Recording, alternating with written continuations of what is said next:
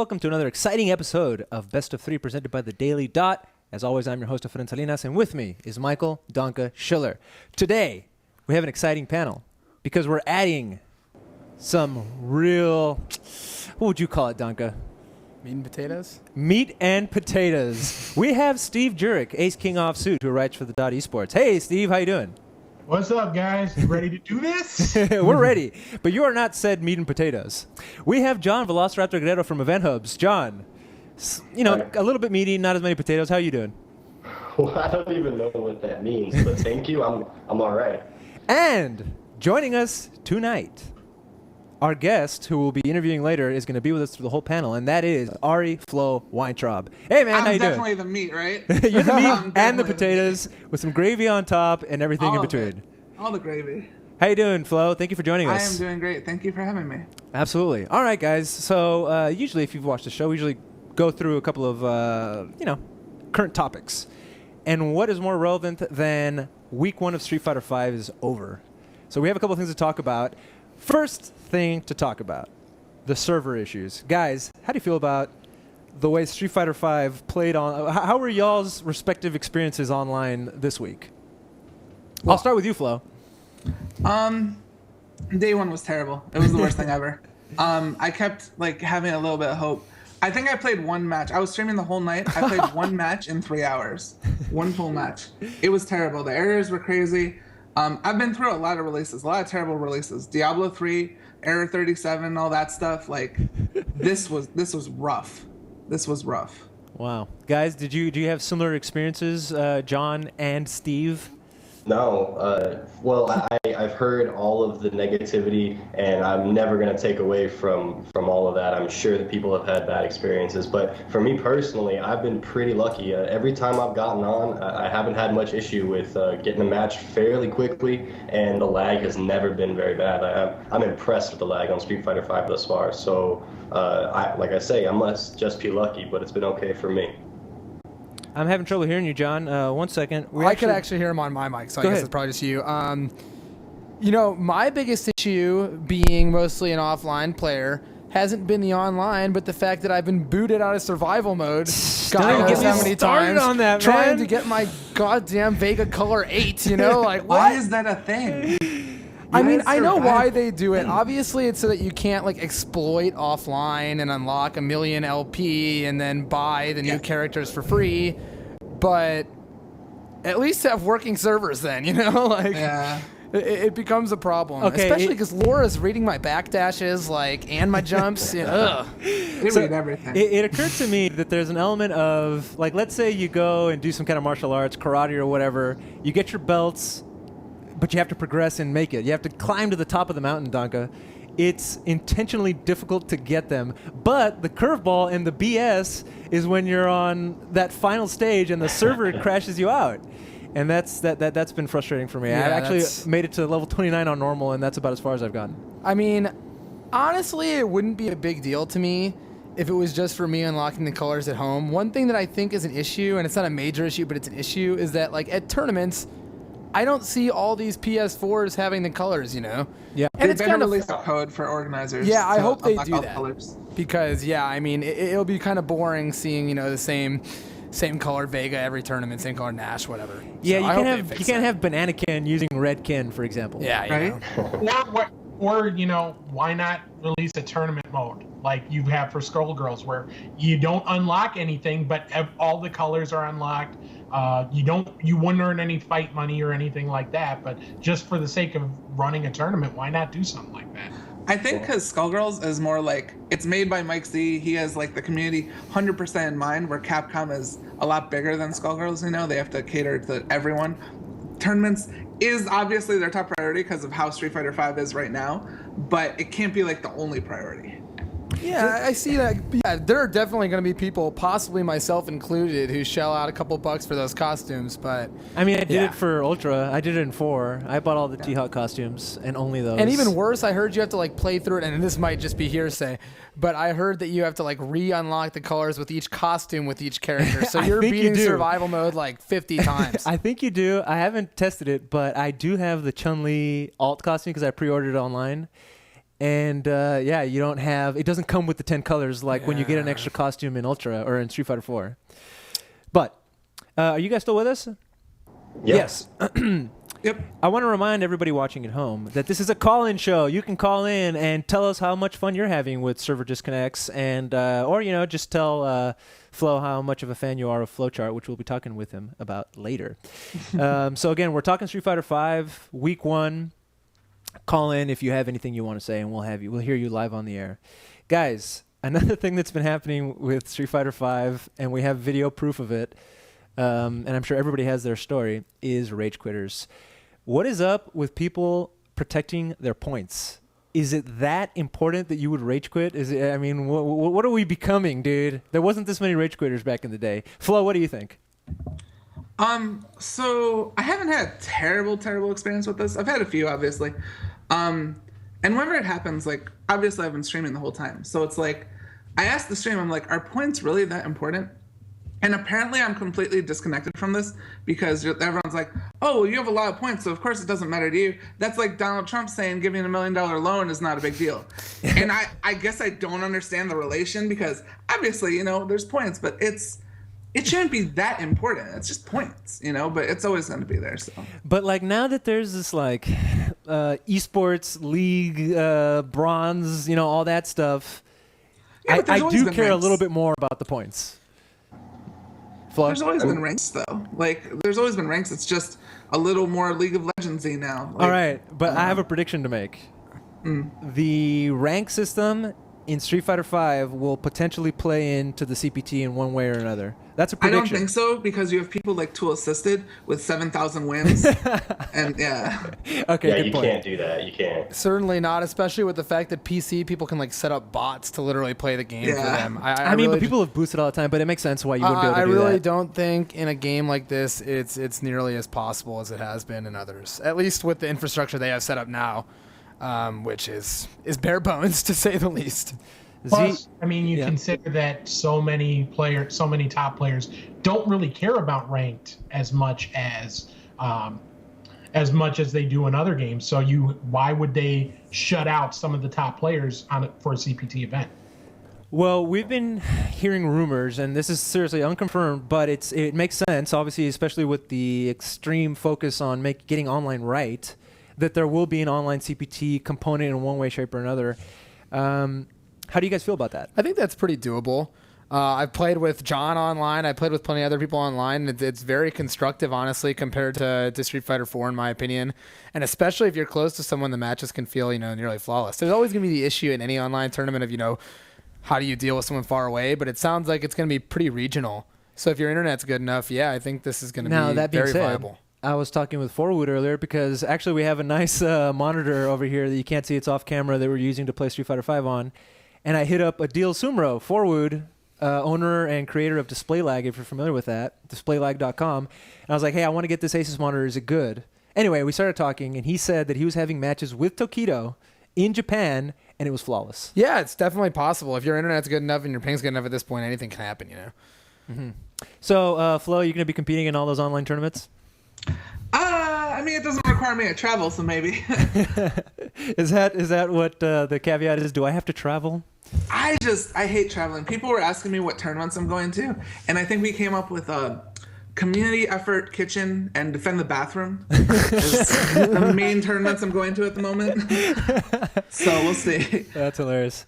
John, you wanted to bring up the fact that some of the people in the competitive community are not giving enough thought to what the implications are for the non-competitive community. I mean, we talk about how Mortal Kombat sold gangbusters because it's a popular IP. Street Fighter as well. A new title comes out, ton of advertising. You have a new game out. I on this show have said, hey, I don't care. All I want to do is play the game. But you had a point that you wanted to make about it. Yeah, absolutely. Well, like you said, there are essentially two crowds right now. That's pretty broad, but we'll say, for our purposes, there are the tournament players and the casual players. We tournament players, you give us versus mode and good game content, good gameplay, and we're good to go. And when we're having fun, we're exploring the game, and we'll also be the backbone of, we're going to carry Street Fighter V for as long as need be, as long as the game's good. That's not a problem. But for the casual player, the ones that are in the store and they're like, they're 7 years old and they're like, hey, Mom, I want the new Street Fighter. And okay, cool. That kid goes home, they're going to play Street Fighter for 10 minutes. And with the one-player mode that exists right now, there's not much more to it.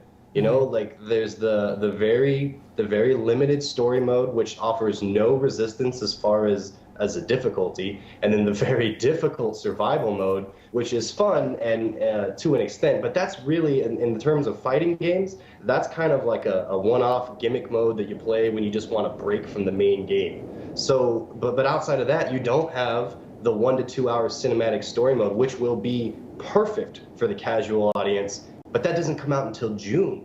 So like that's what, 3 or 4 months from when the initial release is. By that time, the casual players will have come and gone. So I think that Street Fighter V will be a very good game, well-rounded in everything that it wants to be when it's got all of its quote-unquote initial modes and everything released. But at the time, right now, it really is doing, I think, a disservice to the casual players, and I don't think they're going to stick around long enough to see it grow to the point where it's going to be good for them. And I'm afraid that that's going to leave a bad taste in a lot of people's mouths. And that's why I'm really afraid for how this launch has went. They took a risk. They catered the launch to the people that watch this show, the people on this conversation, the hardcore, serious player. They were counting on us to be the tastemakers and tell our friends and tell the people who, watch tournaments that, hey, this game is good. Trust us. This is an excellent game. If you take that approach, you have to get everything perfect out the box, because, even we're going to come back, but our first conversations with our friends are with people who are interested. It's like, you know what? Not yet. It will get there, but not yet. And when they do come back, in June, when all of those other things are gone, are any of them willing to put in the work and the time to catch up behind people who've been playing for 4 months at that point? There's an element of shoulda, woulda, coulda, but should they have said, guys, we're releasing the game early to accommodate the competitive scene. Hey, by the way, there's a competitive scene. The full release of the game and everything that will come with it will be out in a month. Something to that effect. So. Or would that have been too muddled and too confusing? I don't think so. I really think oh, go ahead. Okay. I think it's kind of gonna need a rebranding, kind of how Cross Tekken got one and kind of still failed. But there have been a lot of games that came out and were terrible. Diablo 3 original was terrible. Final Fantasy 14 was a terrible game, and they had to rebrand the game, remake the game, and it got everyone to start playing again. And while it's a great game, like John said, for us, it's not so much a great game for the casual player right now. And I think that they're going to have to do a whole, we now have arcade mode, we now have this, we now have that, to get that casual player to come back. Yeah, let's just hope it's 26. It's a March 2016 edition, Yeah. Well, I think we can rule that something out. Maximilian said too in a recent kind of assessment of this whole thing that he did. He said that the reviews only happen one time, and so all of these like event hubs, for instance, we're tournament player mentality, so we're going to be able to point out this is how great the game is, this is the inner workings and the mechanics. But to other reviewers, bigger reviewers that are just looking at the games as from a more casual viewpoint, they're going to give a lot lower marks, and those are going to stick with Street Fighter V for a long time. And like you said, there's no revisit to those reviews. So well, I'm glad you brought that that's up. dangerous too. Yeah, you bring that when up, people John. look at Steam. Oh, sorry. No, we'll go back to the Steam point, but here somebody pointed out that on Metacritic, out of 10, it has a 3.3 score and a 2.9 on the PC launch. But Flo, what were you gonna say about Steam? 90% of the games that I buy on Steam, I look at the review. I don't look at the reviews, but I look at mixed, positive, whatever, And if you see mixed, the game is going to be iffy, and that's where Street Fighter V is right now. And okay, I think go ahead, Steve. You were talking about launching a tournament edition. That would have alienated casual players even more, because now when the complete edition comes out in June, they're thinking, oh man, I have absolutely no chance of being a competitive player because those guys have been playing for 4 months and I'm just, dinking around. I'll never be that, and most of them aren't going to care about the game. Yeah, but I mean, MK has their like complete edition. I think one of those has to come out, Yeah, and I do want to say right now, like Capcom had to release Street Fighter V, in February-ish, like around the time that it did, because we have to be ready for the Pro Tour circuit. Like that's probably its main motivator in when it dropped. And I can't begin to say that I understand how like all that goes into developing and creating a game. So I can't point the finger or anything like that. But I mean, apparently it came down to we either release it early enough to make it on the Pro Tour and we don't have all the content for the casuals, or we don't. And obviously they had to go for the Pro Tour. But I would have really liked, for Capcom's sake, to see a full game or less skeletal of a game than what we got. All right, guys. It definitely does come down to that. You can't tell me that like one player only menu selection would have happened had they had more time. And personally, I'm still thankful that they chose the Pro Tour, but it does look bad, and I hope it doesn't kill the scene. Guys, we have a caller. We're going to take this call before we move on to the next topic. RG, you're on the line. Can you hear us? Yes, I can. Hey, RG, you're on the air. I have a couple questions, guys. Go for it. I have a couple of questions for you. One is that Street Fighter V, it's not been bashed too much in the IGN and other major gaming sites. It's getting pretty good reviews. But my question is, do you risk alienating the casual scene when they find out that 8.5 that it got basically includes no single player? So are we running the risk of, alienating the casual scene? And is this the new norm for games to come out with, no or very few options and then a flood of DLC down the line?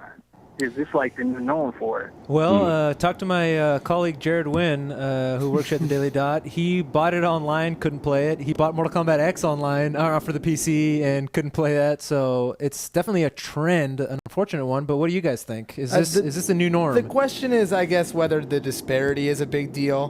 Because, I mean, some places are obviously giving it low reviews, but the problem is, are the places giving it high reviews making it look even worse by basically, lying for the sake of the game? But I think it goes back to what John said earlier, which is that the people giving it good reviews are mostly commenting on how good we feel the gameplay is, and it's not about that. And I can't think of and maybe someone can link an example, but I think most reviews have at least touched on the lack of single-player content. Everybody's touched on it, but the only thing I've seen people make a big stink about, and it's not the servers, it's not all that stuff, it's, again, that what we keep hearing, which is the female character designs are Well, the big argument is that the thing about talking about the servers is that the embargo lifted Monday, the day before the game came out. We didn't know the servers were garbage at that point. That's right. We had no idea. I played John a couple times on Monday. That was it, Yeah. Okay, but wait. Let's take the temperature of the room here for a second. The servers are up and running. I got a bunch of matches straight. Steve, I'm going to put you on the same level as me. We're not pro players, but we play the game. So let me ask Mike, John, and Flo. As it stands, are you guys liking the game? I love it. I think it's the best non-air dasher game, in my opinion, for me. Not the best, but my favorite non-air dashing. When you say game. air dashing, do you mean anime? And Marvel too. He does. He means anime. I mostly mean anime, but yes, in my opinion, I think it's a wonderfully deep game. I think it's way harder than people said. I think there's a lot of room for players who want to, play a solid fundamental game, as well as players who want to spend 5 hours in the lab every day figuring out setups. I was just doing that, so I think there's a lot for everyone. We've seen, and a lot of these top 8s have had like 8 different characters, despite it being a 16-character game. And I really haven't heard consensus that a single one sucks. It's just, it's great for spectators. It's great for players. I love it. Before I get your take, Flo, I just wanted to thank RG for that call. Flo, you're enjoying the game. You said yes. I'm having a lot of fun with the game. Online, when I get matches, it's great. Like, I've had some perfect matches. The best online I've ever played, basically. The game is fun. It's the most balanced Street Fighter I've played in a long time. I wouldn't say that there's anyone less than a B tier in this game. And even then, it's hard to put someone in that tier. Like, everyone is very good in this game. And it's fun. It's a lot more fun than I thought it was going to be playing all those betas. I feel like that's the best thing you can say about it. It's fun to play because you're going to want to go back and play it more. It really is, yeah. John, you're up. Yes, my online experience since when I moved out to California, I stopped playing online and started playing at Wednesday Night Fights and got spoiled. From that point, I hated online with Street Fighter 4, and I was just I nitpicked everything negative that I could about it. I had this really bad attitude. Picking up Street Fighter 5, going online, it's a whole new, fresh experience, and I really, really do enjoy it. Similar to what Floe said, it's like the best online that I've ever played, and so I'm really excited about that. As far as gameplay, you guys have already covered. It's very fun, and it feels at this point very balanced. And as a tournament player, as like an esports writer and kind of investigator and studier, or whatever you call that kind of thing. I don't know. I think they call it a journalist. Oh, okay. I think that this game, we'll have it for a long time. It's going to be a lot of fun. I have no fear that Street Fighter V is going to stick around in the tournament community with no problem. This is going to be a game that we're going to be with for a while. It's got a lot of years behind it. So, yeah, I have a lot of faith in it. We have one more question so we have a call in, and after this call, we're going to switch to a new topic. But we have Burton on the line. Burton, can you hear us? Burton, you're on the air. Paging Burton. Burton, sorry, R.I.P., dude. Burton Ernie. R.I.P. Burton. Moment of silence, please. A moment of silence for Burton. We almost had you. His question was about not being enough tutorials. I'm not sure that's the case. I've seen some fantastic tutorials. You don't think there's enough, Steve? Here's the thing. This game was marketed about talking about bringing new players into the fold, how it's going to be easy to pick up. And there are great tools out there for learning the game. But there's nothing in the game to teach you how to play. The tutorial is so bad in the game. It's so bad. Well, I didn't it know teaches you how to throw a fireball. You're talking about the tutorial in the game. Yeah. And yes, the literal it's crap. 5-minute tutorial, yeah. I mean, it shows you how to do here's why. things. You know, it has a good training mode, but if you're absolutely new to the game, you don't know how to use training mode. You don't know how, you learn how to do things, but you don't learn why you would do those things. And that's something that I really wish fighting games would get on. It's like it's not like soccer, it's not like Madden where we can expect people to know all the rules of the game coming in. We got to teach them. We got to let them know what to do, what the goal is, how to get that goal. And that's why we see so many posts about how do I deal with fireball spam? How do I deal with, hurricane spam and all that other crap? Because we don't teach people in the game how to play the game. They could even link as a real tutorial. Guys, Yeah. That tutorial is ridiculous. It teaches you everything you could ever need to know about Guilty Gear. Okay, well, that's from in the game, you mean? The Guilty Gear game has a better There's a lot of In-game games with tutorial. in-game tutorials at this point. Guys, that I are have an pretty update. solid. I have an update for you. Burton has called us back. Burton, you're on. Burton, can you hear us? Hey, well, yeah, I can hear you fine. I hope I don't get disconnected again. But pretty much as you guys were talking, as being part of the scene, I'm not a pro gamer or anything, but growing up with Street Fighter, you kind of learn indirectly from others. But, I mean, it's 2016 now, and a lot of my casual friends have dropped the game because of that very reason. There's a lack of understanding the game from a new perspective. I mean, I'm going to go back old school, right? So back in the days, one of my favorite games outside of Tekken or outside of Street Fighter was Tekken. Why? Because you could practically pick any character, go in training mode, and know their full combo because it taught you that. So now you're able to transition from what you've learned at home in training mode, go to the arcade units, and go from there. But with Street Fighter V, it doesn't teach you any of that. It's literally, here's a dummy. It doesn't move unless you record something or tell it to be a CPU. But it doesn't tell you any combos. I mean, and that's the cool thing about Floe, Justin Wong, and the FGC community is if you're trying to get that level, you have to go find that information. So you have to buy the guide. You have to watch Floe and how, he explains the footsie thing. You have to watch Justin Wong and duplicate some of the moves he uses with Karen. So if you're willing to make that effort, it's in your advantage, but it looks like Capcom has either dropped the ball on that or they're not implementing that yet. And I think that's the reason why a lot of us, or a lot of the casuals, are just dropping it and going from there. You know what was one thing I liked in Tekken before you guys picked this up? Is that not only could you see the combos, but you could tell it, show me what that looks like, so you could get the timing down. Like you could press a button. That's been in a lot of fighting games and been absent in Street Fighter for a little while. I mean, Blaze Blue shipped with a DVD. The original CT Blaze Blue shipped with a DVD with pro players. Mike Z was in there doing like a Russian accent. You had a bunch of people explaining how to play the character. If they're not going to program it into the game itself, then hire Floe, hire Justin, and have them make a video about it. I mean they hired Combo Fiend. Why isn't Combo Fiend? Like, they have the primers online, but why aren't they linked in the game? Like, I mean, can it like that? I don't know. Not enough time. Exactly. No, I mean, it all comes down to that. And there will be a trial mode in March, but yet again, you have to have the patience to boot up the game and then look up online like what's coming and figure that out later. Because we have and the game doesn't even indicate that it's coming in March. Really, I don't think. Flo, you agree with all that? I do, but as for his actual question, he was talking about like old Tekkens and how you would learn like a 10 string or something, and you would take that to the arcade and you would be able to play, but it's kind of a different beast. It's kind of apples and oranges, because learning a 10 string in Tekken is the equivalent of learning how to super in Street Fighter. It's just different, you can't really compare the two. And there's always been a command list, and that's all a 10 string really is. Even though it's not really real, it's not going to teach you how to play the game, but it will teach you what the move is, and a 10 string is just a long move. Guys, we have another call. Are y'all ready? This is from JD. JD, can you hear us? Hi, I can hear you. Can you hear me? Yes, sir, JD. You're on the air. What's your question? So my question is, given that Street Fighter V sort of dropped the ball for casuals, so to speak, so everyone's been talking about from the reviewers and all these experts, and that its lack of content might scare them away from continuing to play the game, do you feel like now there's this huge responsibility on tournaments, on tournament organizers, major organizers, and commentators especially, from a stream perspective, to teach the game to these casual spectators, for commentators to analyze the game for casual viewers and prepare them for the biggest EVO to date?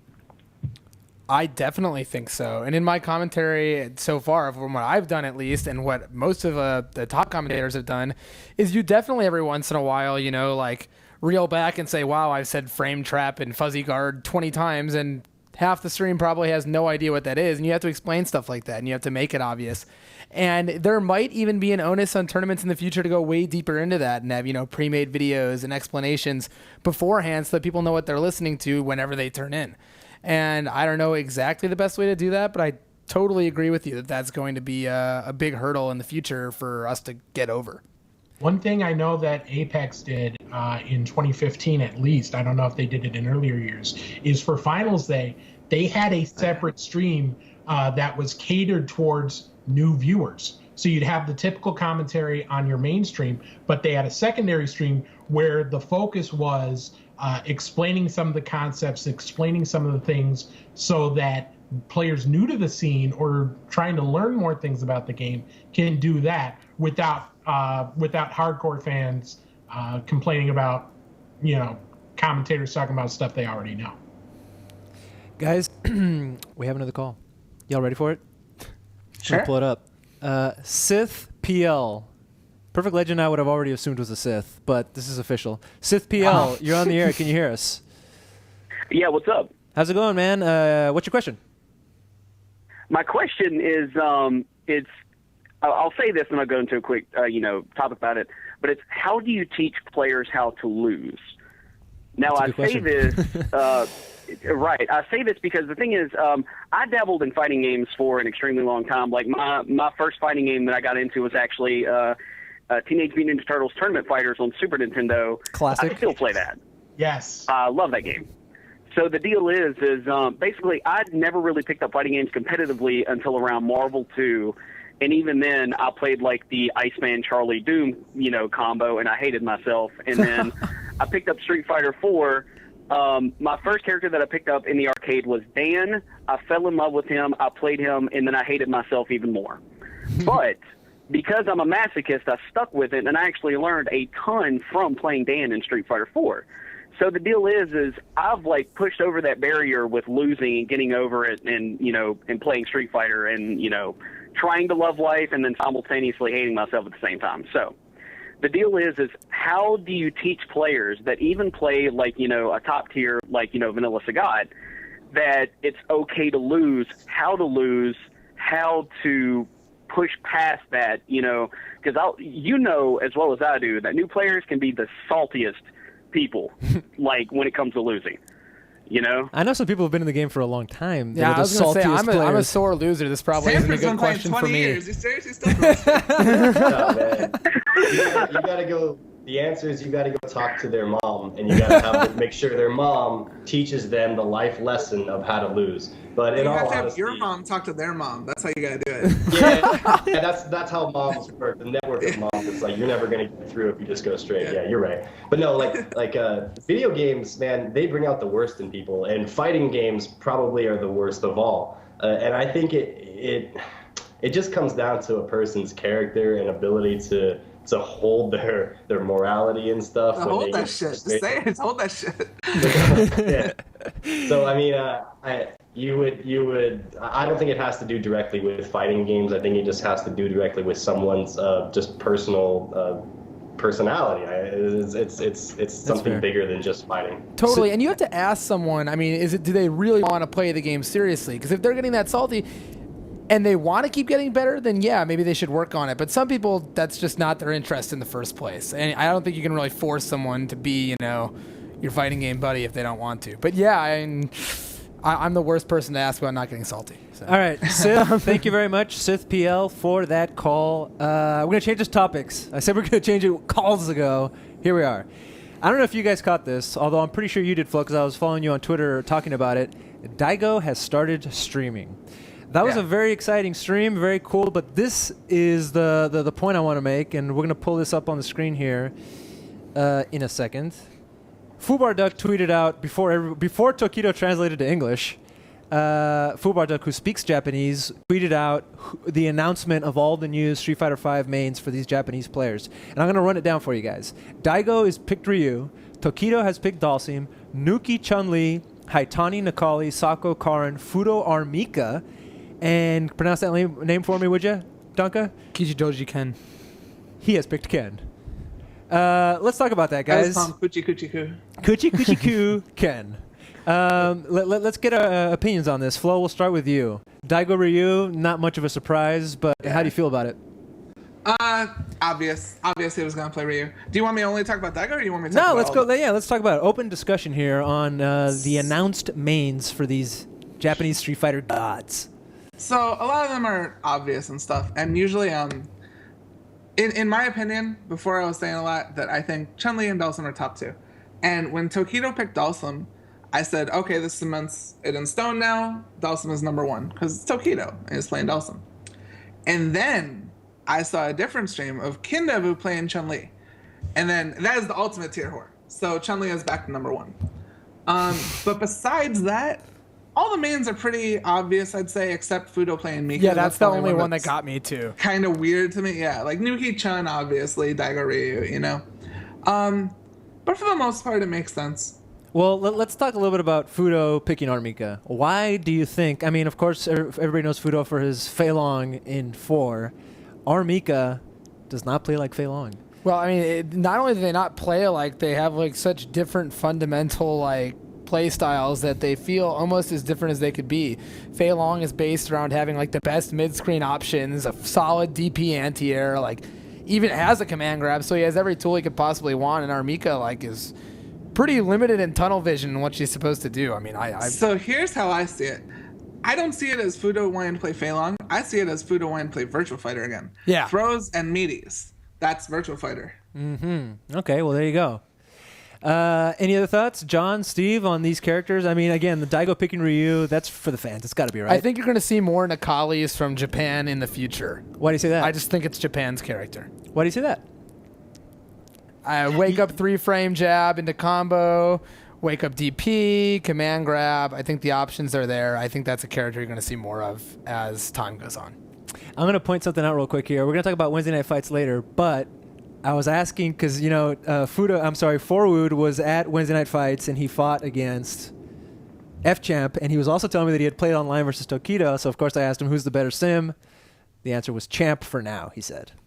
So there you go. Easily for now. Easily. I'm confident saying that. There's probably more competition in America right now than there is in Japan, frankly, with no arcade release. Yeah, there's been more room to play so far. It's really early, man. Anything else on here sent out to you? Of course, Nuki Chun-Li. Can one of you guys give me a history lesson on why that's relevant? Let's do Floe. Plays Chun in everything. Plays Chun in ST. Plays Chun in Third Strike.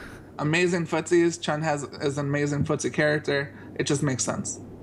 Are you guys excited to see what they come up with? I was talking to Fubar Duck about that tweet, and he said because he's picked Armika, if I'm not mistaken, and Fubar Duck was saying that they've come up with some really grimy stuff. The level to which they have broken apart this game is actually beyond what America has done. Maybe there's more competition because more people are playing it here, but they have really gone in the lab over there. Yeah, definitely, and you've seen that with and now to be fair, that throw tech knowledge that you could do jab to throw tech that was just tweeted about the other day has been known since the game was first premiered at E3. I remember Nerd Josh talking about it way back in the day. Is that right? But at the same time, they've been making videos about it, and tech is definitely coming out of Japan. So, again, I want to remind everybody this is a call-in show. If you have any questions about this, about who these people are or anything, usually on this show I get to be the dumb one that gets to ask other people questions, right? And they get to sound smart. But you too can sound dumb by calling in and asking your question to this panel. So, let's move on. Next topic, guys. I wanted to talk about, of course, Daigo streaming. He invited all of his buddies. That was cool. I'm particularly excited to see some of these matches going on. Let's talk about where we might see some of these matches in the not too distant future, which is EVO. The news was that EVO in 4 days broke the record for Street Fighter entrants. Wow. John, what does that mean to you? It's just a big another nod to what the FGC is doing and to the success of Street Fighter V right off the bat. People are flooding through the gates, through the doors to get into this place. I remember when the announcement was that EVO had officially, or that they had opened up tickets for EVO, and that it wasn't like 15 minutes later that the floor seats, which were like after tax and extra fees and stuff, were over like $100 a piece, were sold out. And that's in the MGM Grand like sports arena, right? So we're like filling this thing up already, and it's amazing. And it brings a metaphorical tear to my eye to see that like we're growing like this, and that every year EVO has had a whole buttload more people than it did in the previous year, and we're only getting bigger from here. Flo, how do you feel about it, man? I think it's amazing. Like back when Street Fighter 4 first came out, you had the CVS 2 players, the Third Strike players, the Marvel 2 players all flocking to this new game, and that's why the numbers were so huge. And then we grew and grew and grew from there. And now you have the Street Fighter 4 players, the Marvel players, the anime players, the Smash players, anyone who's even interested in the FGC wanting to play Street Fighter 5. Because they're like, oh, this is reset time. I don't need to keep playing Marvel. I can play Street Fighter with everyone else. And I think that's why the numbers are so crazy right now. So I'm glad you brought that up. It's the reset, right? Like we're all starting at the same time. So is it those people that are coming in from different fighting games that are coming in to register for Street Fighter V? Is it a ton of newcomers that are like, hey, I heard about EVO, it's a new game, I want to try it out? Or something else, or a combination of those? I mean, I bet the overlap rate is really high, but go ahead, Flo. I just think that you had a lot of people who would go to EVO and be like, okay, I'm only a Marvel player, I'm only entering Marvel. You had a lot of people who go to EVO, oh, I'm an anime player, I'm only entering anime. I think everyone is entering Street Fighter V. Totally. Well, there you have it. I mean, you've seen it. I mean, every like weekly, like you hear like ex-Marvel player has entered Street Fighter V. Ray has been doing good. Donkey has been doing good. He's an anime player, like all these people. Yeah, and I think that if you look at when you're looking to see where all these new people are coming from, if you look at stream numbers from Evo past, I think a lot of those people are just kind of glancing around, and then I stumble upon the Evo stream for whatever reason. Oh, look how amazing and hype this is! Look at that crowd! Look how much fun these people are having! I want to be a part of that next year. And so if you remember, like, we had the highest stream numbers of all time last year. A lot of those people are going to go from, being home and watching Evo to come and joining and playing at Evo. And I would imagine that next year we're going to have even more. I'm super hyped for the first 16er to get top 8 at a tournament. Like the first dude is You think it'll happen? I've never played Street Fighter 4 before. I don't know when it will happen, but it has to happen eventually, right? Yes. I mean, people who started with Street Fighter 4 ended up at the top of Street Fighter 4, so hopefully But it definitely it'll wasn't the first year. No, it was not the first year at all. And I'm curious about the top players from other games like Sonic Fox and stuff like that. Sonic Fox really, really intrigues me because this is a guy who doesn't have, you would think he's so far behind the other Street Fighter players, but he's just so good at just everything fighting game related that if there is anyone who can come in and wreck shop right away, you gotta think it's him. I think Sonic Fox is godlike. I totally do. Like, He's in general? Totally godlike. But he did come to Under Night, and he did come to Persona, and he wasn't winning those tournaments. So I do think it'll take him some time. But he will be really, really good at this game. Was he good? Asks Floe. He wasn't any good? No, he was very good. But he wasn't at the top. You were watching either an archive or a stream earlier before the show with him playing against Arturo Sanchez. Yeah, I was trying to jack tech from Fang because I'm trying to pick up Fang. He's not my main, but I'm trying to pick him up. How was he doing playing Street Fighter 5 versus? He was Arturo? having a rough time versus Art. I think that match is terrible. That match is like 8-2. I think that Fang is one of the weaker characters in the game right now, and I think that matchup specifically is horrible. So I'm not going to garner anything from it really. That's Fang Dawson? Yes. Yeah. Because actually, I mean, this is before the game even dropped, but Combo Fiend, when I was in San Francisco, was like, Fang's going to do really well against Dawson. What? So, and he might know something that we don't. I mean, he is one of the game's developers. Or maybe he was just talking out of his ass. I don't know. But that's something. He might. The thing is, though, when Combo Fiend was playing, though, how big is the group of actual good players that he's playing against? You're right. That he's You're not right. as good as, But he's got some theory fighter going on in his head. Design. Yeah, from the design, he's like, all right, technically, if both of these characters are trying to zone, Fang's gonna outzone Sim or something like that. Oh, of but course, Sim but obviously that's not doesn't why have Dawson to. wins. Yeah, he can be anywhere that he wants at once. He's ridiculous. Yeah. Dawson wins because he can rush him down and Fang can't get started ever. Yeah.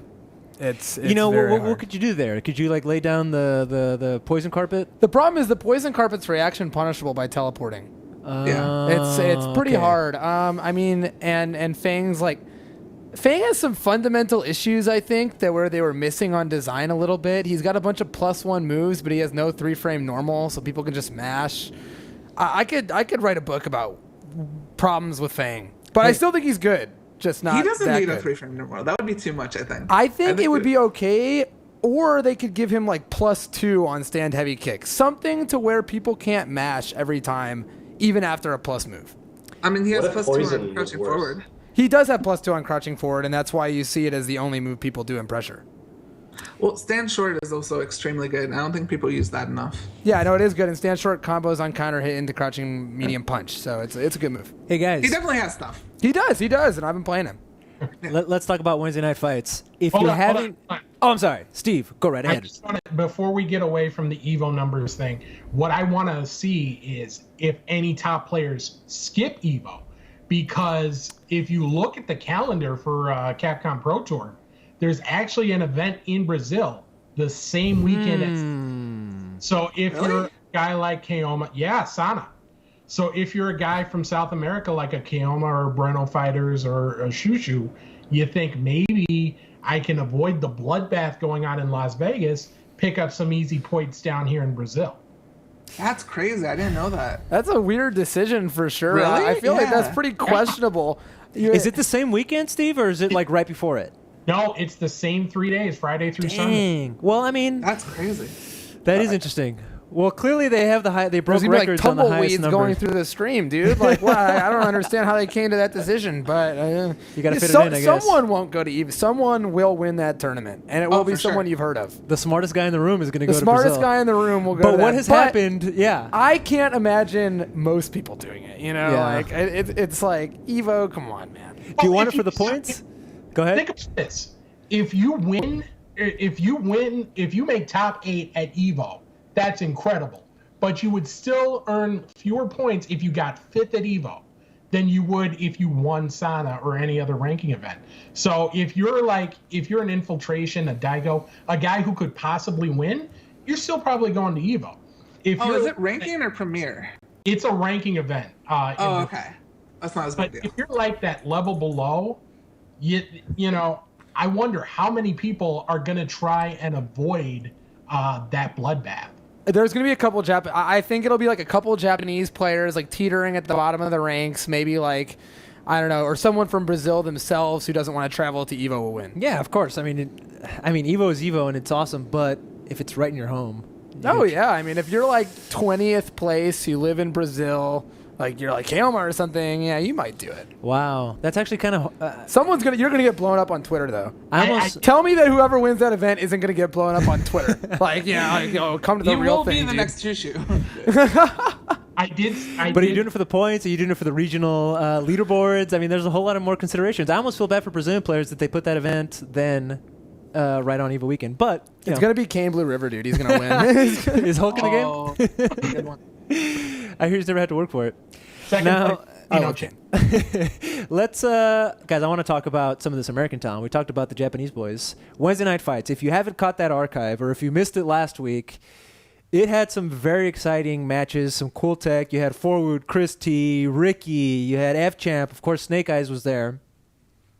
I'm going to play a little bit of clip from Grand Finals, which, you would think is a huge spoiler. But, of course, Alex already tweeted out who won, so I'm not as concerned. That being said, you should definitely go back to Level Up Live or Level Up Series on YouTube and check out these archives because it's some good stuff. Did any of you guys watch it? Flo, I'm certain you did. I did watch it, but I fell asleep for finals. Dang! Because you were tired? You'd had some warm milk prior? Or? It was like 4 a.m. Oh, yeah, exactly. I was tired. That is rough. How do you guys feel about, before we get into the actual discussion of this play, that it's so like late? Yeah, man. It does start really late. And they start off with exhibition matches, too. It'll be a little better, I think, as time goes on, hopefully. Yeah, for sure. But I've heard Alex say that's when they start. That's when they start. It's California. You better get with it. I mean, and not to mention, that's why the archives exist. Just don't read his Twitter immediately after Wednesday Night Fights, and you can probably catch up. I mean, the old Wednesday Night Fight started like 8:30, I think. 8:30. This is 10:30. So seems a bit. I agree with Flo here. It seems a bit exaggerated to me. But that's 1:30 for East Coast. Like, there's no way they're watching this stuff. So, in case you did miss it, first place was Snake Eyes, second place was Chris T, and third place was F-Champ Ryan. I might add 3 people we've had on this show. Chris T got second, using Ken, his main, from 4. Snake Eyes got first using his main, Zangief, from 4. Do you think that it's easy? I mean, of course, by default, if your character's not in the game, you can't pick them. But, Flo, do you think it's wise to just stick with the character you're most familiar with, or are these characters too different? I think it's just based off they like their character, Chris is a Ken fan, Snake Eyes is a Geef fan, Ryan's a Dalsum fan, It's just these people happen to like those characters already. So I don't think it's necessarily helping them. They could probably play a different character and still do well. I don't know what Snake Eyes. He's kind of a Geef player. He's kind of a grappler player. But Geef he could definitely play stayed similar. Yeah, he could play like a Birdie or a Mika or something and probably do similar. But it comes down to these people just liking the characters. Yeah, I mean, you look at who places well. It's not like they have so much more knowledge about those characters than anybody else. They're just good damn players. And, they're going to continue to be good damn players. Hey, guys, I want to take a quick break here before we keep talking about Wednesday Night Fights to remind everybody that if you like what we're producing here for you, we do this every week. Please give us a follow if you like it. All right, Geef in 5. No more green hand, but has an Air 360. That seems weird to me. He's a bit different and he's a lot different overall. Whereas in In Street Fighter 4, Geef is like the footsie OS buffer king, and like with the jump C king. I think actually Floe coined the term jump Cs in a call-in to our show, where I mean he could mix up from the air, he could buffer a green hand into any of his normals, and just play this super lame mid-range game that was really hard for a lot of characters to deal with. They took out all of that and instead made him a, like armor character. And they've given him this armor move. A crouch jab monster. They've given him a great crouch jab. They've given him an amazing stand jab, which is like a totally infallible anti-air. And they've given him this armor. So he just kind of like, he feels more geefy to me. And he really, walks towards you and sets himself up. I think he's cool, and I don't think he's actually as good as he was in Street Fighter 4 compared to the rest of the cast. And that's what Snake Eyes was saying, if I'm not mistaken, was the Geef is Flo not as good sound as he happy used to about be. that. Flo, yeah, what's your opinion on that? He's definitely not as good as he was in Street Fighter 4, but he's a different character. Like, his crouch jab is literally why he's good. Yeah, it is. Like, that alone. It's the range of, like, a Chun crouching forward. It's +3 on block. It's ridiculous. He can win matches with just crouch jab, him and Birdie. I have a question for you, Flo. Based on nothing other than your gut, your meat and potatoes gut, all this meat. Who is better right now, America or Japan? Based on nothing, based on no tournament results, what do you think? Okay, we'll start some drama. America. Hell yeah. Dude, ever Easily right now. since I Daigo... watched the stream, and I was not impressed by a lot of that Hell stuff. yeah. You're talking about the Daigo stream? Yeah. Well, that like, was... Their Mikas were good. Their Mikas are better than ours. But everything else is not there yet. People are saying that though, but we don't usually see Japan on day one. We usually don't see what they have until they appear on stream in top 8 and just blow us all away. But people are making the mistake of going, look at Daigo as he tries to figure out which DP anti-air is. Oh, what a scrub, he doesn't even know. And it's like, wait, what? Are you kidding That's me not right what now? makes the player. That's just a little bit of knowledge. Yeah. It's like this guy has shown us time and time again. Doesn't matter what game it is, he's gonna figure it out and he's gonna body you. It's like you just gotta give him 20 minutes. Daigo's like the Batman of fighting games. Like you give him a few minutes to prepare, and he's gonna kill even Superman. We have a ton of Murica spam in this chat, but Z says, "You idiots! Korea is going to destroy you all." Am I asking the wrong question? Very possible. I'll say that. Wait, say it again, Flo. I missed it. Infiltration is ridiculous right now. I'll definitely say that. What do you know about what do you know about infiltration? He has been streaming a lot, and he is like the one Asian player right now that's like knows 100% what he's doing. I'll tell you why he knows. I don't know if you guys saw that new Korea Gaming quick little video about the launch of it. He was the only one with the foresight to pre-order the special edition, so everybody showed up, tried to get it. He's the only one that walked away with one. So, I mean, that tells you about his character, I think. He's got them reads. He's got those reads, man. The game is definitely, I think a lot of people knew Japan in SF4, and this is not all they're good at, and I think this has been a big misconception, but a lot of people knew Japan in SF4 for having crazy set plays. This game's a lot lighter on that.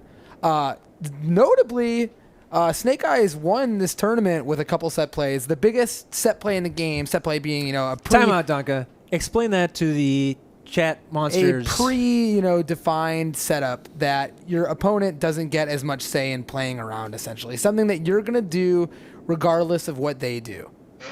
And in this game, there's always multiple ways to deal with a knockdown, except for a crush counter sweep. That's the only situation in the game where you can only wake up in one way. And so he had a safe jump setup that he blocked at least 5 DPs in this tournament with off of a crush counter sweep, which was just dash up neutral jump. And he won quite a few rounds, even against Chris T with this, because people were trying to DP it anyway. Yo, how cool does Geef look when he flexes, though, and turns red? Flo, do you wish you could turn red and flex? I mean, I can. Who says he can't? That was my first, yeah. Guys, do you have anything else to say about Wednesday Night Fights? Because I want to move on to our last topic before we say goodbye to our panel. Honestly, I'm surprised Champ didn't win. That's what I'm going to say. Because in my opinion, I think Champ is the best right now. I think Champ is ridiculous at this game. He definitely looks the best. Yeah, he is ridiculous. The tech he has is crazy. I've been Should looking Dawson be beating Geef? He should, but I don't think he understood the match. Like, what geefs are there right now? You know, it's day 1 or day 6, whatever it was, you know? Like, people don't understand all matches. But when Champ played matches he understood, it looked bad. It was bad. Yeah, you So guys he keep... like Dragon Ball Z's around the stream, and I mean around He the has screen. so It's like much. Yeah. That character is too much. I hate that character right now. I've been looking for an excuse to play this clip, and I missed it once, but here we go. This is from the Mad Catz Invitational that happened well before launch, and this is going out to F-Champ. Check out this clip here. He stuns Mike Ross. Air teabag. That's why I love watching F-Champ, is that BM right there. I look forward to seeing more of that. He definitely gets good enough at these games to the point where he feels really, really comfortable doing stuff like that. I've always thought, and this has been an unpopular opinion, though it seems to be becoming more popular lately, that not just in America, not just in Marvel, he's one of the best fighting game players, period. Like, just across fighting games. And I don't think there's any doubt about that. It's just, it's just a matter of likability with him. You don't like him? He's the villain. I think he plays the villain very well, but I believe that there's a blurring of the lines. We're blurring kayfabe here between F-Champ the villain and Ryan the dick. Well, tell us how you really feel. But I will say there's also the blurring of Ryan the nice guy, which exists, I swear to God. All right. He's well, definitely a nice guy. Yeah. Yes. I think anybody who's met him could attest to that. Guys, we're moving on to our last topic for the panel, and that is the fact that on this weekend, we have our very first Capcom Pro Tour event in Con Winter Clash. The Con Winter Clash. What are you guys expecting to see? And I will point out that one of those guys that'll There's be also there. Winter Brawl, the first major in America. So That's correct, but it's not part of the CPT, and I know you'll be there, and we'll talk about that in a second. But we're talking about the Con Winter Clash, the first event of the Capcom Pro Tour. Next week, our guest, I'll announce it now, is Big Bird. I know you might know him, Flo, because he's a guy main. He will be at the Con Winter Clash, and he'll be on the show next week to tell us all about it. So anyway, Con Winter Clash. I'm going to start with you, Steve, since I know you love the CPT. What are you looking forward to? I'm looking forward to see if Luffy actually can be as dominant as he was last year. He looked kind of shaky in that exhibition against Alyun, and I don't remember if it was Reinhardt or... I didn't even see it. Who did he pick? I forget. My mind is just gone right now. I'm sorry, guys. Here, I'm going to name some of the people that are going to be at this tournament since I have it up in front of me here. I'm more interested in hearing who they play than anything else, frankly. Yeah, That's fair. But we have guys like Damascus will be there. Gutex is on this list. I saw a couple more. Will but Phenom be there? I know he's been on the top of the leaderboards. Let's up there. find He's out. number 1 for a while. Yep, Phenom is there. He's going to be there. I'm going to just put him as an early favorite. He's been grinding the hell out of the game, and he was really good at Street Fighter 4. Here's Gutex, as I mentioned. Is that Gutex or hologram Gutex? I'm not sure. It just says Gutex. Also there, Kim Bogard. I think I recognize that name there. Isn't he a commentator? I think he is, but he's entered the tournament. I'm looking at the list of entrants here. So it's really hard to know anything. I mean, it took a while in Street Fighter 4 to know many Europeans past Ryan Hart, So in Street Fighter 5, I mean, I think it'll be a little bit wild till we get the info. Obviously, us Americans are just really cocky about how good we are at this game. So we the best. We the best. There you go, guys. Okay. Unless I missed anything, John, do you have anything else to say about CPT or Winter Clash?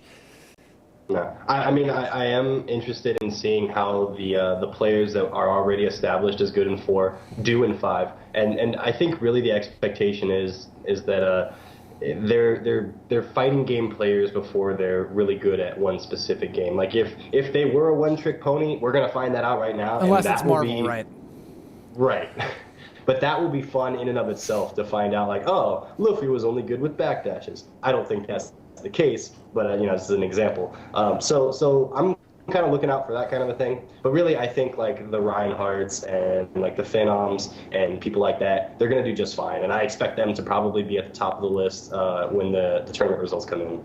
I want to throw out this one useless fact. The only European ranking event that Luffy did not win last year, which he entered, was Can's Winter Clash. That's So, not a useless fact. That's relevant. That guy's going to be hungry. get that one title that he didn't win outside of a ranking or a premier event, but that doesn't matter. He got Evo. Steve, jog my memory. What happens at the beginning of these seasons? Do a lot of people who get points early keep them, or how does that usually shake out? It's usually the people who are good right away tend to be good throughout the year. So if you do well, if you win an event, especially with so many more events, it's not a lock like it was last year, but it's definitely a good sign going forward. Cool. I think this year, though, if there's anyone who does drop off, because we're going to see so much volatility early. You know, people are still going to be figuring out the game. There's going to be new characters coming out throughout the year.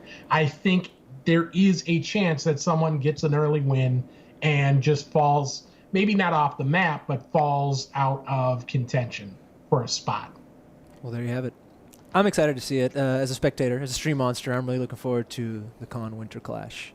And I'm also excited to talk to Big Bird next week about it. Guys, thank you so much for joining us on the panel. We're going to cut to a quick video, and when we come back, we're going to have a solo interview with Mr. Meat and Potatoes himself, Ari Floe Weintraub, and we're going to ask him all the questions you have about Rashid and Flowchart and Are You Afraid of the Dark? So check out this video, and we'll be back. Thank you, Steve and John, for joining us.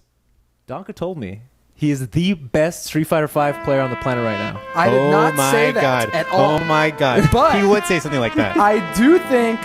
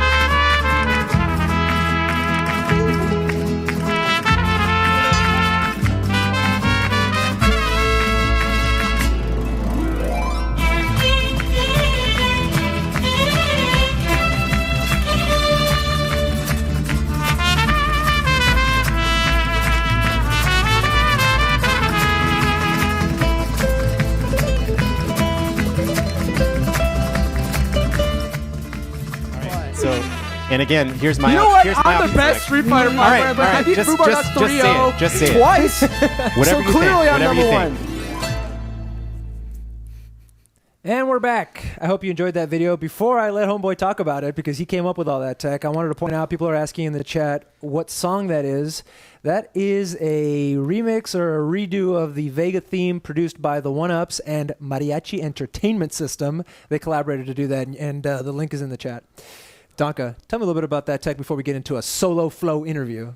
Well, of course, as a Vega player mostly, I was upset with his V reversal initially. I was like, wow, I'm in the corner. I have no DP. If I V reversal, I stay in the corner and get punished. This is bullshit. I'm pissed off. And I was like, well, it's got to be good for something, right? Like, I mean, it's invincible for a decent amount of time. Instantly beating Chip supers came to mind.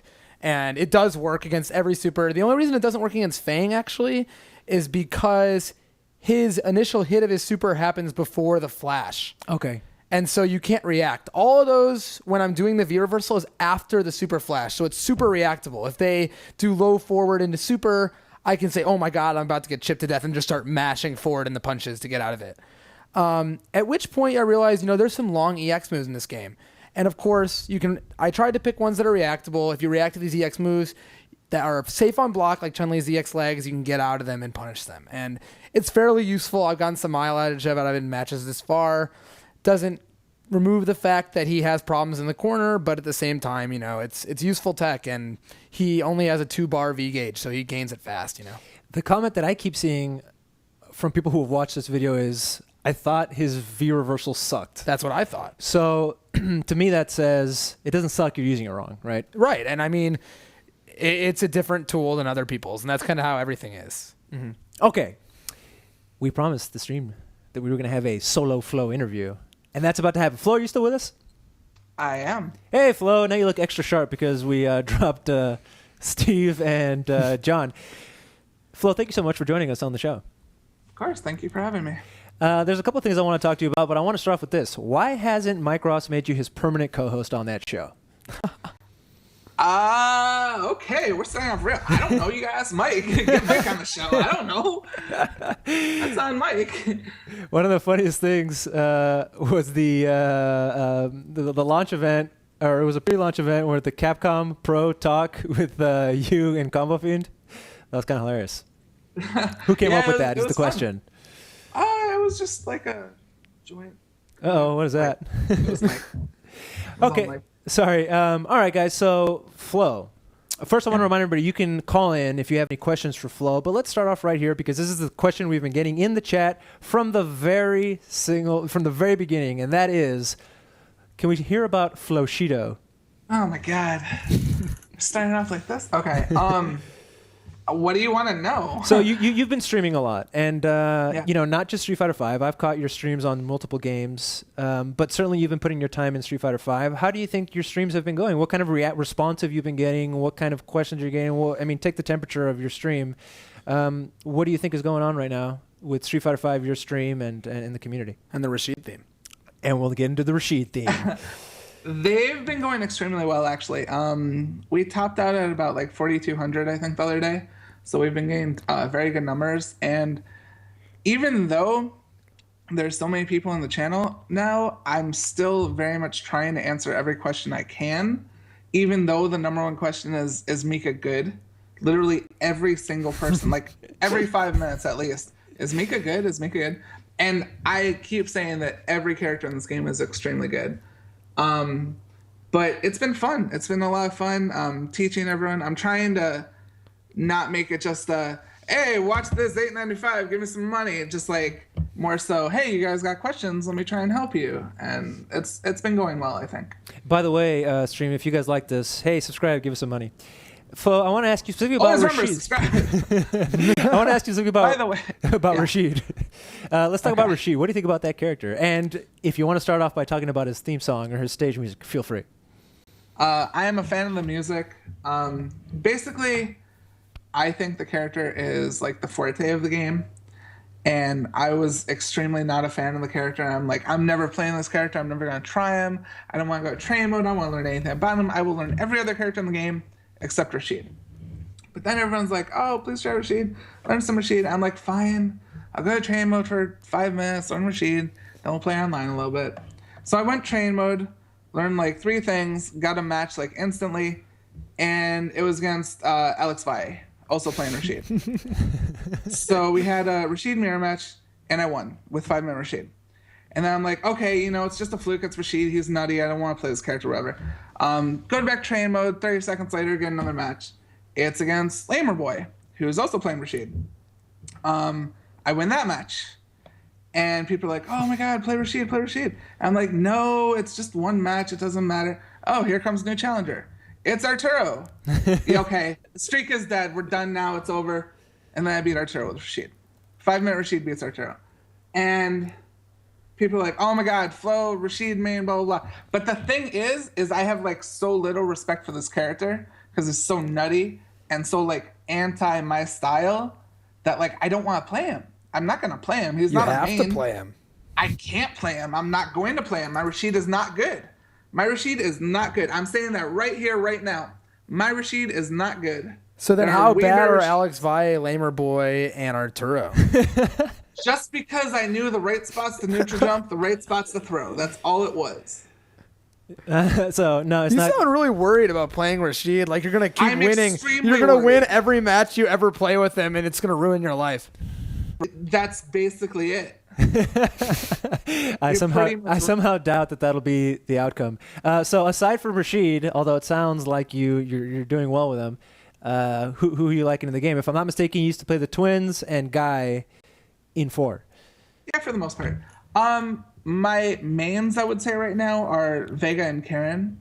And I'm playing a lot of characters for fun. I've been playing a lot of Fang, but I don't think he is like... You can't just play Fang and win Totally, tournaments in this I game. totally agree with that. He is a good counterpick character, but I think he has the biggest swings in the game. Like, I think he has 8 2s in his favor and 2 8s against him. Who do you Like, think he are has his some- 8 2s? I think he loses to Nash and like I think he Laura bodies really Eve. bad. You think he bodies Yeah, Eve? I agree with that. His worst matches are Dalsum, Laura, Nash, Bison. I think Mika those are his worst. too is pretty bad, I think. Mika can't get in. That's the thing. Yeah, Like, if she gets yeah. started, it's bad against anyone. That's the only thing. no. Flo, I that's have a fair. question. Is Mika good? She is. Just like everyone is in this game. Everyone's a good character in this game. Play who you like. Flo, I That's actually the do have a stock legit. answer. I have a legit question for you. This is as me as somebody who's trying to play the game at a higher level. What do you think of Laura? How do you play Laura? I think she's like a bootleg Abel.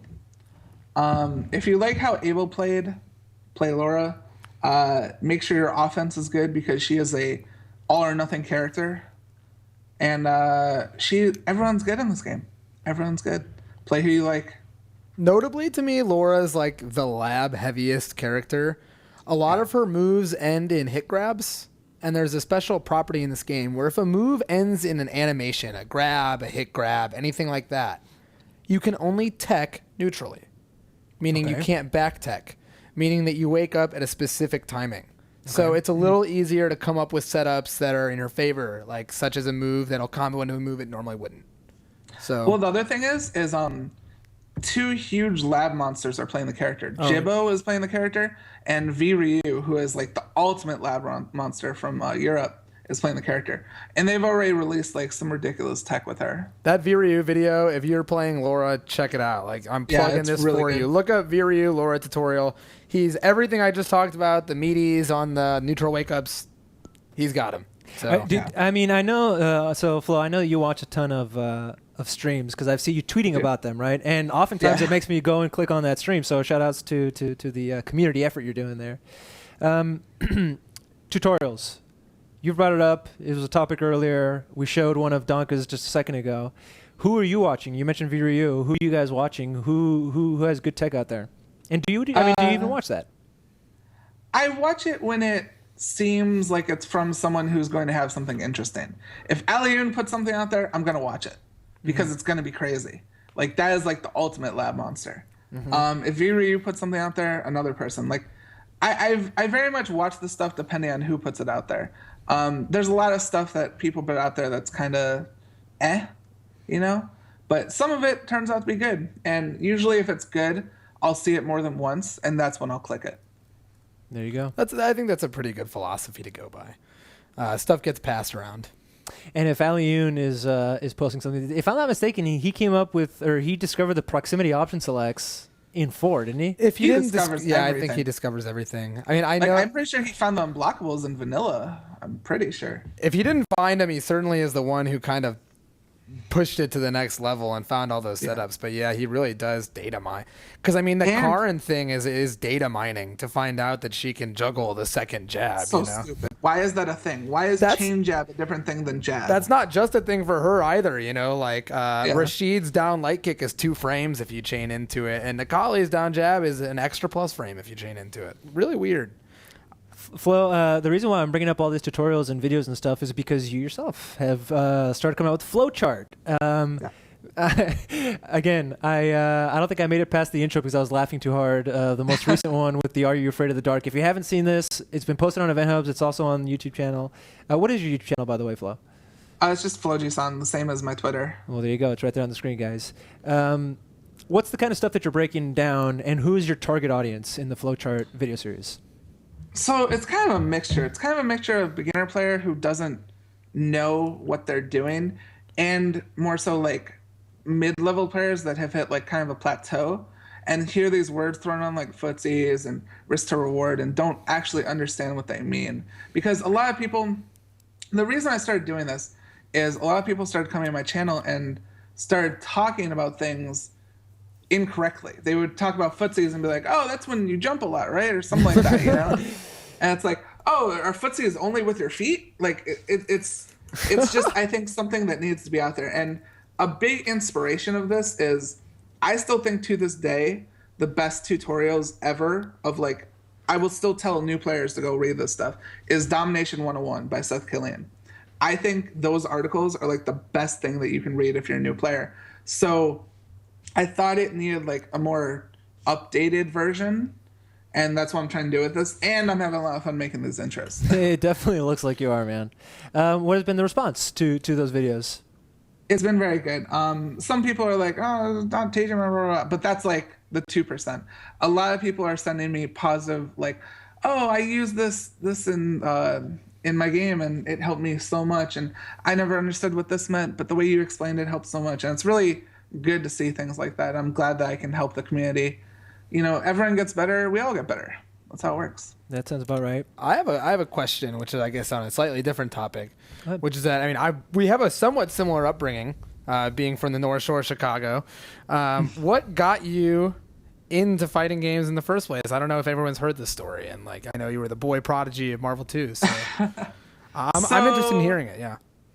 The very first time I played a fighting game was I was like, I think 6 years old, and I was in Disney World in Orlando, and you know, like we had done the whole park thing that day, and it was like, hey, do you want to go to the pool? And I'm like, no, there's an arcade right there. I want to go to the arcade. So I go to the arcade instead of the pool, and I see Street Fighter 1 with these big fucked up joysticks. It was terrible. I tried playing them, like, I hate this game. And then I wander around the arcade a little more, and I see Street Fighter 2. And I'm like, oh my God, there's a green monster in this game. I love this game. And I just start mashing electricity. I don't know what I'm doing, you know? And the rest was history. I started playing a lot more, came out for Super Nintendo. I'm like, oh my God, I have to get this game, blah, blah, blah. Started playing Mortal Kombat. I'm like, oh my God, any fighting game that I could see, I would play. Mortal Kombat, Killer Instinct, Street Fighter, anything that came out that was in my arcade, I would play. And I entered my first tournament when I was 8 years old, and I didn't know what double elimination was, and I lost second round, and I cried to my dad, and we left. Damn, so you went 0-1 in your first tournament? I went 1-1. Oh, 1-1. So that's even worse, dude. Yeah. Could have done well. Now, fast forward, you know, you become a professional gamer. I remember for a while you were signed to Evil Geniuses. Can you clear the stories there? Why are you no longer on EG? What happened there? I won't even add any more context to that. I'll just let you take it from there. So the easiest way to put it is I lost my passion for fighting games for a while. And I stopped traveling. I stopped caring. I wasn't playing. I was streaming Diablo all the time. I wasn't playing. I just wasn't playing at all. And it was a mutual thing because, you know, if I'm not putting my face out there, if I'm not playing the game, if I'm not trying to be good at the game, why should I be EG when someone else who cares a lot more, who can do Stone Cold Stunners, can, you know, represent the brand a lot more. So obviously you brought it up. Everybody says K-Brad took your job. Can you clear that air? I say K-Brad took my job. I wouldn't say he took my job. I would say it's more timing worked out. Mm-hmm. That's all. Yeah. Now, if I'm not mistaken, it was Justin Wong who brought in K-Brad. Was it Justin Wong that took you out? Oh, no. All right. Well, I expected a longer story. There are other things about the story, but I am still under NDA for about a month, I believe. Oh, dang. So- Okay, tune in 1 month when we're going to have Floe Yeah, back. you're coming back for that What's one, up, right? AJ? How you doing? JK. That's cool. I'm glad that you told us the truth. You moved on. Now, you lost your passion for fighting games, yet Street Fighter V seems like it's reignited said passion. Is that true? Yes. I like the 2 days before the game was out and Justin had the game, I played more fighting games than I have in the past 2 years. And I didn't even have the game yet. I had to go to Justin's to play it. So I would definitely say I'm reinvigorated right now. Well, there you go, man. Anybody out there want to pick up Floe? He's doing some crazy tech. He's got a big personal I don't know fan if I base. would want to be sponsored again, honestly. Yeah. I don't know if that's the life for me. Well, let me ask you, Floe. We've talked a lot about Street Fighter V. Are you going to compete in the CPT this year? Online tournaments? I mean, I don't want to be one of those guys, but I don't know. Maybe I want to go to things. I just hate traveling. Why do you hate traveling, Flo? I just hate it. It's annoying. You gotta get on planes. You gotta go through baggage check. You gotta go to a hotel. It's just annoying. Yeah, I hear you. Are you checking out the chat flow? I see you looking I'm over. trying to. What's going on over here? I see some frauds talking now. Hey, Flo, we were going to incorporate a gameplay section in this episode wherein you fight against our very own Michael I was Donka-Schiller. excited. What I was happened there, excited man? too. Yeah, really? So basically, when Street Fighter V first came out, like, I don't know what, Tuesday, and I tried to stream it, I had so many issues. Like, OBS wasn't finding it, Street Fighter V was lagging, just all these issues. It wasn't working at all. Then I closed Skype, and everything magically worked. So for some reason, I cannot have Skype and Street Fighter V open at the same time. Ooh, we're gonna need to find a way around that sometime. Yeah, we'll hang up on him and then you fight Sounds him. like excuses to me. Donka said, I mean- quote, we were going to find out who the best Jewish player was tonight until you canceled it. I mean, it's not an anime game, so I don't know how it's gonna go. I'm just saying. He said he would have beat you. Oh, I man. mean, he says a lot of things. That's fair, man. That's fair. Stirring Well, the no, but I pot. Stirring would- the pot. I've been accused of stirring the pot before on this show. But Flo, that's about the extent of the questions that we had for you. Is there anything that you want to talk about before we let you go? Just check out the flowcharts that I've been putting out. Hopefully they can help you guys take your game to the next level. For real, dude. Like, I want to say that, like, the way that these videos explain things is useful for pretty much anyone, because you can be good at a fighting game and still misunderstand a lot of concepts. And I promise you that there is stuff in there for everyone. So I would check it out. When's the next flowchart coming out? I have to make it, and I have to make an intro. I don't know. Soon-ish. There you go. Follow Flo at FlojiSan. Go to his YouTube channel, also youtube.com/FlojiSan.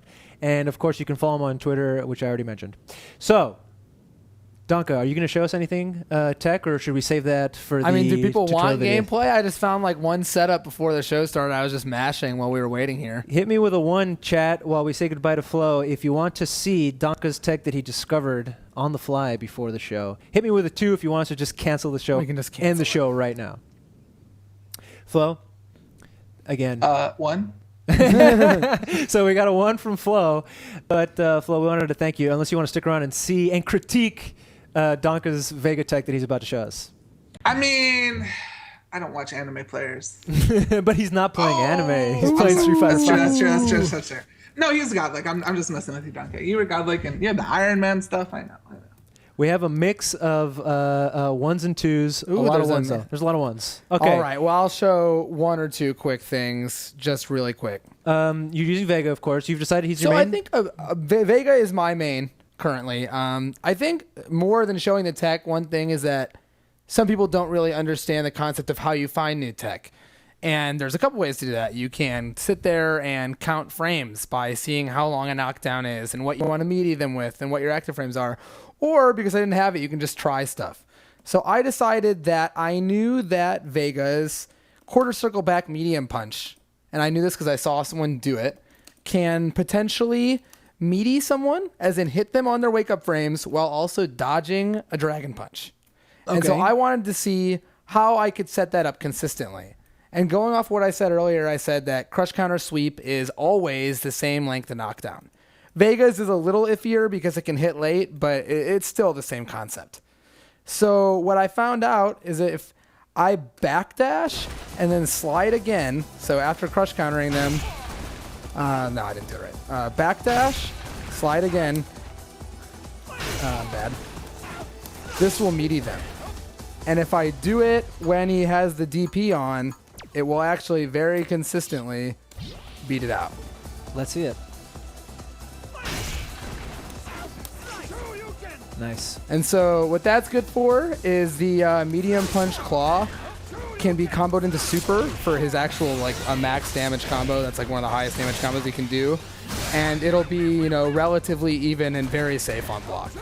And it kind of looks like you're really close to him, as you can see. So like people are gonna dragon punch there. I mistimed it there, but it does work. Cool. That's that. So I mean, the way I figured that out is basically just timing a bunch of different stuff. I didn't even bother to go count the frames on this one. I just decided that, you know, Either it forward works or it dash, doesn't. jab, jab didn't work. Back dash, stand roundhouse didn't work. And eventually back dash sweep worked for what I was going for. There you go, guys. A nugget of tech from Michael Donker-Schiller. Flo, are you still with us by any chance? Oh, we lost Flo. We have a call for Flo. We have a call for Floe. AJ, are you on the line? We can't hear AJ. Flow out. AJ, are you there? Flo called canceled Yeah, out, man. Will, can you call Flo back? Let's see if we can get him back on here. Well, in the meantime, I guess I'll show you something else. We're gonna AJ. I'm sorry. Is this AJ from Evil Geniuses? Oh, he did he hang up? AJ, are you still with us? I'm trying to get Well, back we watch AJ. Donka explore some more tech.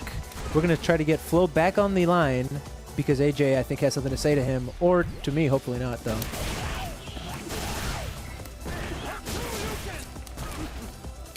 So what you're seeing here is Donka So, in. okay, so here's another setup while we wait, which is that after a wall dive, if you do this attack and then roll, and then do down medium kick, it'll actually meaty and cross up at the same time. If instead they don't tech, and we set them to DP, you can actually get a safe jump.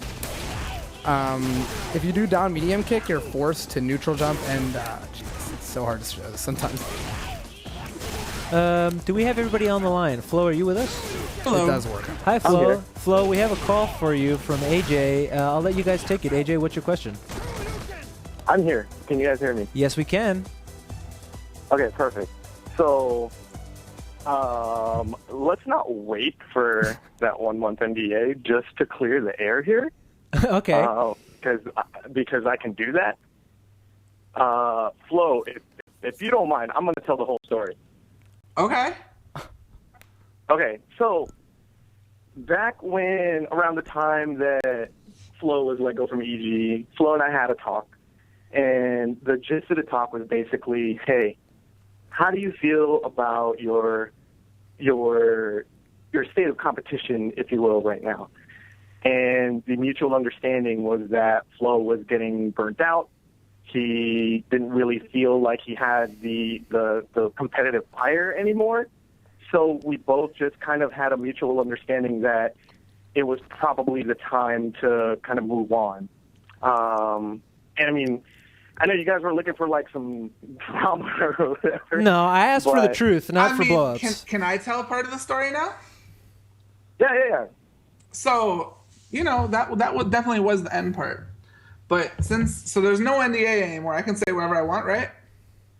Yeah, absolutely. Okay. So basically my contract was up in, I believe, December, November, one of those. And I was told by the player manager at the time, AJ, for many months that don't worry, your contract is being renewed. It's going to happen.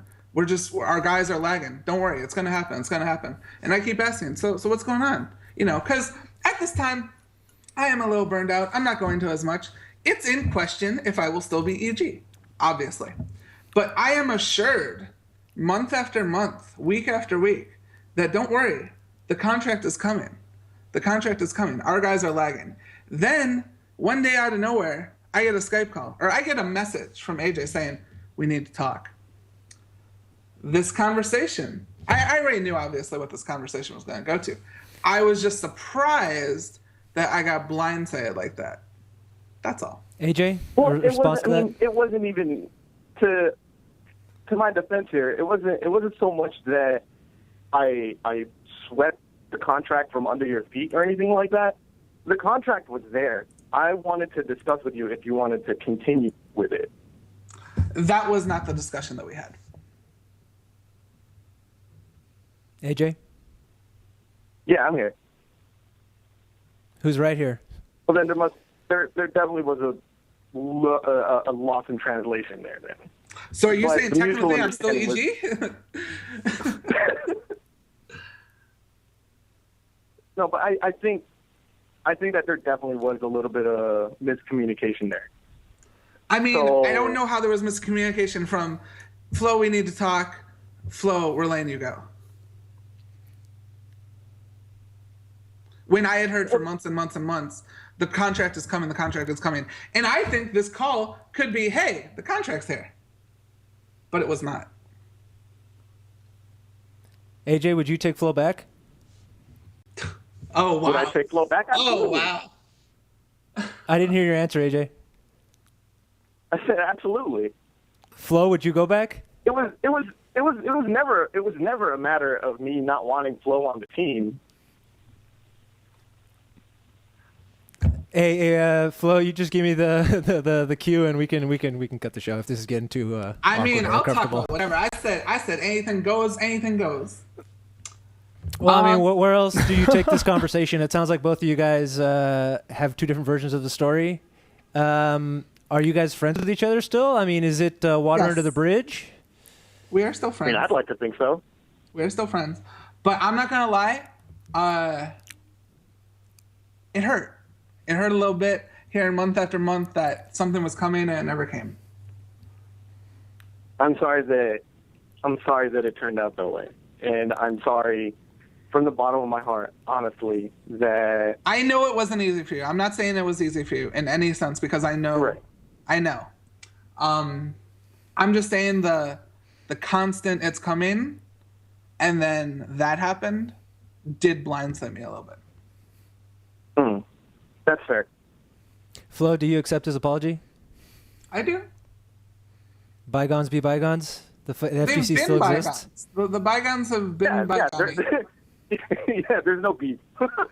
Good. I mean, I'm glad to hear that. It just sounds like there's still a little bit of tension. I'm just saying, who the hell am I to moderate this? This is between you guys. I mean, I've said what I need not to at say. all. AJ, Yeah, thank you very much for calling into the show and clearing that up, or at least adding a new layer of perspective on it. Flo, thank you for getting back on the show just to respond to that. Unless there's anything else you guys want to say to each other, I think this is as good a time as any to close out the show. Love you, Flo. Non-EG Flow signing out. Thank you, non-EG Flo, and thank you, AJ, for calling in. Thank you, Donka, for being the That co-host was way on the better show. than me playing training mode. And thank you guys for watching the Best of 3. If you like the show, please consider following and even potentially subscribing. And let me know if you have anything you want me to lab, because I'm a nerd, and There you I'll go. try it. Thank you, guys. Have a good night.